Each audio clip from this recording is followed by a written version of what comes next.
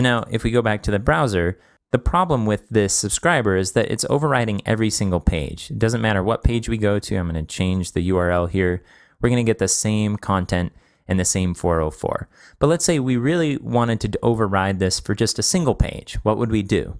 Real quick though, before we move on to that next step, let me show you exactly how we figured out that we could use getResponse on this event. So what I'm going to do is set a breakpoint here for when this onResponse method gets called. And I'm going to jump back to the browser and turn debugging on and refresh. Okay, so here's our breakpoint.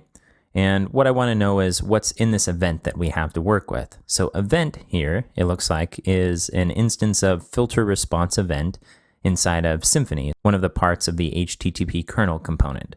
So what I'm going to do now is take a look at this filter response event and see what we have to work with within there.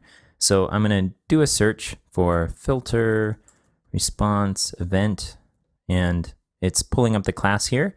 So I'm going to open that up, and we can actually look at the full structure of this file and see what methods there are to work with. We have the constructor, we have getResponse, and we have setResponse. I'm going to take a look at getResponse. I'll just click this. So this just returns the response object here. So this is how I knew that we could get the response object and that there was a better way than just accessing the response object as a property of this class. Instead, we're using the getter method to wrap around that. Okay, I'm going to close